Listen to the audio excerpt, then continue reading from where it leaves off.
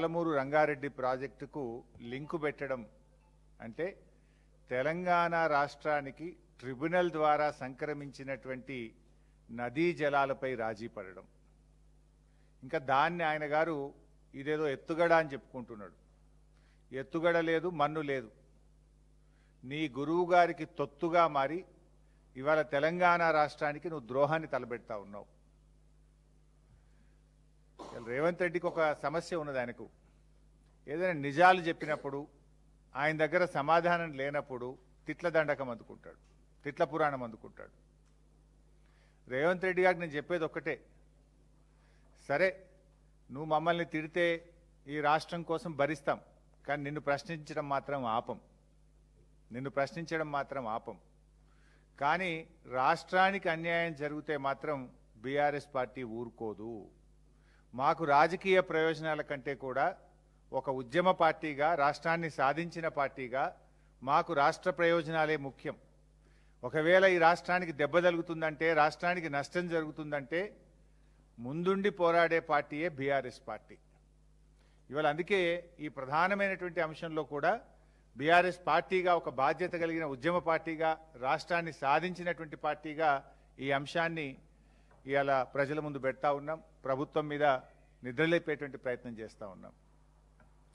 ఇప్పుడు ఏం జరిగింది? ఇప్పటిదాకా ఆంధ్రప్రదేశ్ ఉమ్మడి రాష్ట్రంలో ఉన్నప్పుడే ఈ కాంగ్రెస్ పాలకుల పుణ్యమాని కృష్ణానదిని బనకచెర్ల రూపంలో కృష్ణార్పణం చేసిండ్రు, తెలంగాణకు అన్యాయం చేసిండ్రు. ఇప్పుడు గోదావరిని కూడా పూర్తిగా మళ్లించి తెలంగాణకి ద్రోహాన్ని తలపెడతా ఉన్నారు. సరే, ఆంధ్రప్రదేశ్ ఆ ప్రయత్నం చేస్తే అడ్డుకోవాల్సింది. ఎందుకంటే మనం రాష్ట్రం సాధించుకున్నాం. ఆనాడు ఉమ్మడి రాష్ట్రంలో అంటే పాలకులు వాళ్ళే అయింది కనుక కొంత అర్థం చేసుకోవచ్చు. ఇవాళ స్వరాష్ట్రంగా ఉన్న తెలంగాణ దాన్ని నిక్కదీసి గట్టిగా నిలబడి ప్రశ్నించాల్సింది పోయి డూడు బసవన్నలాగా ఈరోజు తలలూపుతా ఉన్నారు. మీకు తెలుసు ఇప్పటిదాకా ఏం జరిగిందో, మీకు కూడా తెలుసు. ఇవాళ ఆంధ్రప్రదేశ్ ఏంది గోదావరి విషయంలో, మొదలు గోదావరి బనకచెర్ల అని ఒకటి స్టార్ట్ చేసిండ్రు. దాన్ని ఎవరు బయటపెట్టిండ్రు? బీఆర్ఎస్ పార్టీయే బయటపెట్టింది.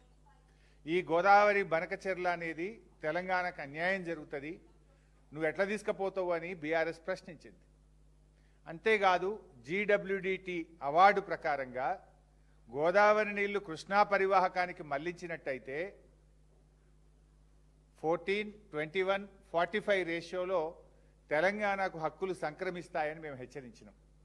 14 కర్ణాటకకు, 21 మహారాష్ట్రకు, 45 అబో ఎన్ఎస్పి అంటే తెలంగాణ. అది ఆల్రెడీ పోలవరం ప్రాజెక్టు విషయంలో అవార్డు పాస్ అయ్యింది. అందులోనే ఇంకో మాట చెప్పిండ్రు, ఈ 80 టీఎంసీల కంటే ఎక్కువ తీసుకపోతే కూడా ఇదే నిష్పత్తిలో ఎగువ రాష్ట్రాలకు హక్కు కలిగి ఉంటాయి అని చెప్పినారు. ఆ రోజు మేము అదే చెప్పినాం. గోదావరి బనకచెర్ల అంటూ చేస్తే మాకు ఎగువ రాష్ట్రమైనటువంటి తెలంగాణకు మాకు ఆ హక్కులు ఈక్విటబుల్ రేషియోలో మాకు ఇవ్వాల్సి ఉంటుంది అని బీఆర్ఎస్ హెచ్చరించింది. ఈ రాష్ట్ర ప్రభుత్వాన్ని నిద్రలేపినాం. సరే, వీళ్ళు ఏదో పోయి కోర్టుల కేసు వేసిండ్రు, అది రిట్ వేస్తే డిస్మిస్ చేసుకున్నారు, మళ్ళీ సూట్ వేసిండ్రు, ఆ సూట్ ఇంతవరకు రానేలే. అది వీళ్ళ నిజాయితీ. సో ఎప్పుడైతే బీఆర్ఎస్ ఇది లేపిందో దాన్ని మళ్ళీ వాళ్ళు ఏం చేసిండ్రు, రెండవ ప్రయత్నము, లేలే బనకచెర్ల కాదు, ఇప్పుడు నల్లమల్ల సాగరు అని కొత్త కథ పెట్టారు. ఎందుకంటే కృష్ణలో కలిస్తే ట్రిబ్యునల్ అవార్డు ఉంది కదా, కృష్ణాలో కలవకుండా ఒక ఫేజ్ తగ్గించి గోదావరి నల్లమల్ల సాగరు అని రెండవ ప్రయత్నాన్ని వాళ్ళు చేపట్టినారు. అప్పుడు బీఆర్ఎస్ మళ్ళీ పోరాడింది. మేము ప్రజెంటేషన్ ఇచ్చాము ఇక్కడనే. అసలు గోదావరిలో సర్ప్లస్ వాటరే లేదు. భారతదేశంలో సర్ప్లస్ వాటర్ మీద డిపిఆర్లు కన్సిడర్ చేయబడవు. ఈ దేశ చరిత్రలో సర్ప్లస్ వాటర్ మీద సెంట్రల్ వాటర్ కమిషన్ ఏ ప్రాజెక్టుకు కూడా అనుమతి ఇవ్వలేదు. అండ్ గతంలో ఎన్డబ్ల్యూడిటి సమావేశాల్లో సర్ప్లస్ వాటర్ లేనే లేదు గోదావరిలో అని స్పష్టంగా కేంద్రం చెప్పిన విషయాన్ని బీఆర్ఎస్ బయటపెట్టింది. దాంతో ఏం చేసిండ్రు ఈరోజు చంద్రబాబు గారు, ఈ రెండు ప్రయత్నాలు కూడా ఫెయిల్ అయిపోయినాయి. దాంతో ఇప్పుడు ఏం చేసిందంటే కొత్తగా ఇప్పుడు థర్డ్ ప్లాన్, మూడవ ప్లాన్ను ఈరోజు ఆంధ్రప్రదేశ్ తెర మీదకి తెచ్చింది.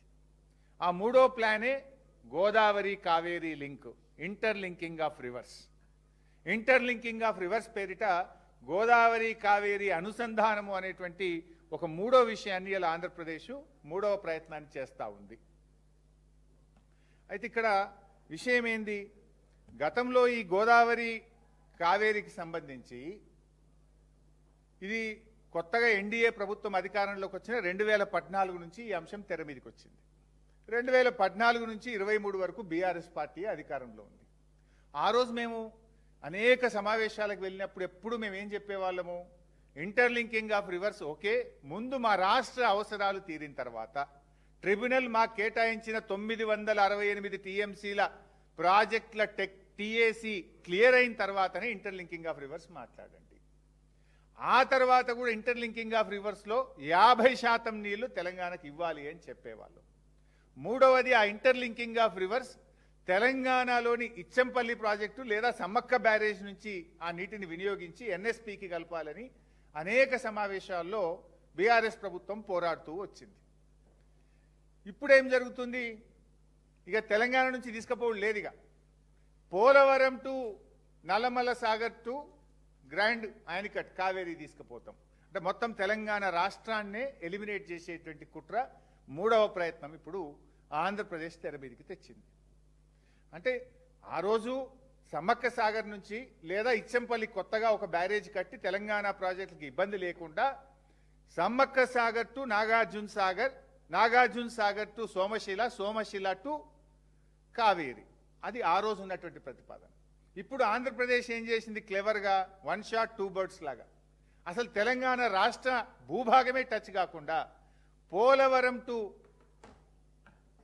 నల్లమల్ల సాగర్, నల్లమల్ల సాగర్ టు కావేరి, అంటే దీనివల్ల తెలంగాణకు తీరని నష్టం జరగబోతా ఉంది. ఇలా ఆంధ్రప్రదేశ్ ప్రయత్నం ఏంది, వాళ్ళ మొదటి 2 ప్రయత్నాలు ఫెయిల్ అయినాయి. గోదావరి బనకచెర్ల ఫెయిల్, గోదావరి నల్లమల్ల సాగర్ ఫెయిల్, ఇప్పుడు ఇంటర్లింకింగ్ ఆఫ్ రివర్స్ పేరు మీద వచ్చిండ్రు. దీంట్లో ఏం జరుగుతుంది, వాళ్ళకు ఇప్పుడు గోదావరి నీళ్లను ఆంధ్రప్రదేశ్కు మళ్లించుకోవడానికి వెసులుబాటు దొరుకుతుంది. రెండవది, ₹1 కూడా వాళ్ళ ఖర్చు లేకుండా నేషనల్ ప్రాజెక్ట్ కింద కేంద్ర ప్రభుత్వ నిధులతో మళ్లించుకునేటువంటి ఒక కుట్రకు వాళ్ళు తెరలేపారు. తెలంగాణకు ఏమైపోతుంది, మనకు ఒక చుక్క రాకుండా అయిపోతుంది. ఇంకా మనకు నీళ్ళే నేషనల్ ప్రాజెక్ట్ కూడా పోతుంది కదా, మనకు నేషనల్ ప్రాజెక్టు ఉండదు, తెలంగాణకు రావాల్సిన నీళ్లు రాకుండా పోతాయి. ఇంకా ఉల్టా సమ్మక్క సాగర్ 47 టీఎంసీలు కూడా మనం వదులుకోవాలన్నట. దీనికి డూడు బస్వన్న లెక్క ఈ రేవంత్ రెడ్డి, ఈ ఉత్తమ్ కుమార్ రెడ్డిలు తలలుపుతా ఉన్నారు. ఇవాళ ఇంకా చాలా వివరాలు ఉన్నాయి, ఎందుకంటే ఇది నేను ఉత్తగా చెప్తలేను, ఆధారాలతో సహా చెప్తాను. ఇప్పుడు గతంలో నేను ఇందాక చెప్పిన ఇంటర్లింకింగ్ ఆఫ్ రివర్స్లో మేము ఏం చేసినాం, ఈ ప్రతిపాదన తెర మీదకి వచ్చినప్పుడు మేము ఏం చేసినాం, రాష్ట్రం ఏర్పడ్డ తొలినాళ్లలో ఇది minutes of the meeting 6 January 2015 NWDA meeting. ఈ మీటింగ్ నేనే నీటిపారుదల శాఖ మంత్రిగా నేను హాజరైన రోజు.